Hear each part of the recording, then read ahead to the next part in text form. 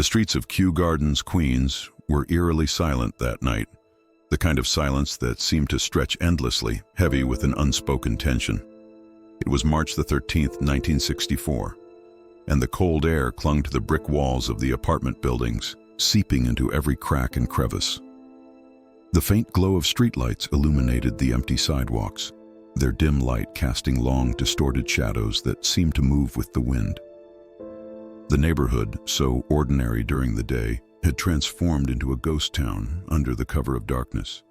It was the kind of quiet that could make even the most familiar streets feel foreign, as though something unseen lurked just beyond the edges of perception.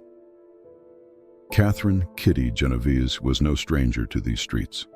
At 28 years old, she had carved out a life for herself in this corner of Queens. Vibrant, independent, and full of life, Kitty was the kind of person who left an impression wherever she went. She managed Ev's 11th Hour, a bar in Hollis, Queens, where her quick wit and warm smile made her a favorite among the regulars. Kitty had a way of making people feel at ease, her laugh infectious and her presence magnetic. But there was more to her than the cheerful demeanor she presented to the world. Kitty carried her own private struggles, navigating a society that demanded she hide parts of who she was. She was in love with Mary Ann Ziolanko, her partner, and they shared a small apartment in Kew Gardens. In 1964, their relationship was something they kept private, a secret they guarded carefully in a world that wouldn't understand. That night, Kitty had finished her shift at the bar as she always did, locking up after the last of the regulars had trickled out. The laughter and conversations that had filled the space only hours earlier had faded into memory, leaving behind the quiet hum of the neon sign outside. By the time she climbed into her red Fiat and started the engine, the streets were deserted. It was late, 3:15 a.m., and the city seemed to be holding its breath. As Kitty drove through the empty streets, her thoughts drifted to Mary Ann, who would be waiting for her at home. The warmth of their apartment, the comfort of familiarity, felt like a beacon calling her through the darkness. She parked her car in the lot near her building, the engine's hum fading into silence as she turned it off. The air outside was colder than she had expected, and she pulled her coat tighter around herself as she stepped out. Her heels clicked softly against the pavement, a rhythmic sound that echoed in the stillness. Unbeknownst to Kitty, she was not alone. Winston Mosley was an unassuming man by day, a married father of two who worked as a machine operator. To his neighbors, he was quiet and polite, the kind of man who blended into the background.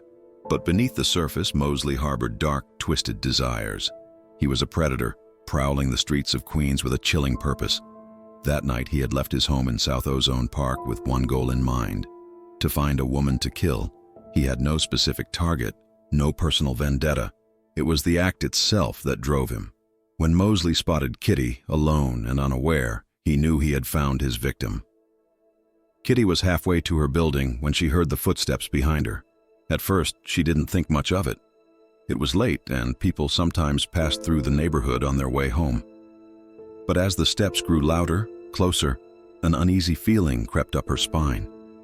She glanced over her shoulder and saw him, a man walking briskly toward her, his face obscured by the dim light. Something about him set off alarm bells in her mind, and she quickened her pace. The man quickened his too. Her heart began to race. The familiar streets suddenly felt foreign. The short distance to her building now stretched endlessly before her. She fumbled for her keys, her hands trembling as she tried to keep her composure. But before she could reach the door, he was on her. He grabbed her from behind, his grip like iron, and plunged a knife into her back. Kitty screamed, a sound that shattered the stillness of the night. "Oh my God, he stabbed me! Help me!" she cried, her voice echoing through the empty streets. Lights flickered on in the surrounding apartments. Curtains were pulled back, faces peering out into the darkness. For a moment, it seemed as though someone might come to her aid, but no one did. Mosley, startled by the commotion, fled back into the shadows. Kitty staggered toward her building, clutching her side as blood seeped through her coat. She collapsed near the stairwell, her breaths coming in shallow gasps. She thought it was over, that the worst had passed, but the night was far from over. 10 minutes later, Mosley returned. He had watched from the shadows, waiting to see if anyone would intervene. When no one did, he knew he had nothing to fear. This time he was more determined. He found Kitty lying in the stairwell, barely conscious. Her eyes fluttered open as he approached, and for a moment their gazes met. There was no mercy in his eyes, no hesitation. He stabbed her again and again, silencing her cries with his hand. When he was done, he stole her wallet and fled into the night, leaving Kitty to die alone in the cold, dark stairwell. The neighborhood fell silent once more, the echoes of her screams fading into the early morning air. It wasn't until 4:15 a.m., nearly an hour after the attack began, that someone finally called the police. Kitty was rushed to the hospital, but it was too late. She was pronounced dead on arrival. The news of her murder sent shockwaves through the community, but it was what came next that truly horrified the world. In the days following Kitty's death, a newspaper article revealed a chilling detail. 38 people had witnessed some part of the attack. 38 people had heard her screams, seen her struggle, and done nothing. They had turned off their lights, closed their curtains, and gone back to sleep. The article painted a picture of a community paralyzed by apathy, a neighborhood that had allowed a young woman to die because no one wanted to get involved. The public outrage was immediate and overwhelming. How could so many people stand by and do nothing? The incident sparked a national debate about the bystander effect, a psychological phenomenon in which individuals are less likely to help someone in distress when others are present.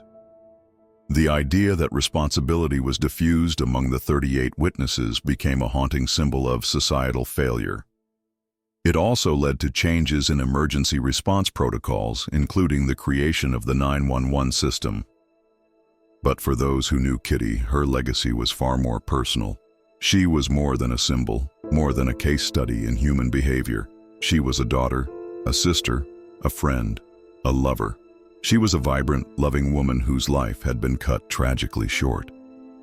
In the years that followed, Marianne Zielonko worked tirelessly to keep Kitty's memory alive. She spoke at conferences, shared her story with anyone who would listen, determined to ensure that Kitty's death would not be in vain. Kitty's name became synonymous with change, a beacon of hope in the face of tragedy. And though the streets of Kew Gardens may have fallen silent that night, her voice continues to echo, a reminder that even in the darkest of times, there is always the possibility of light.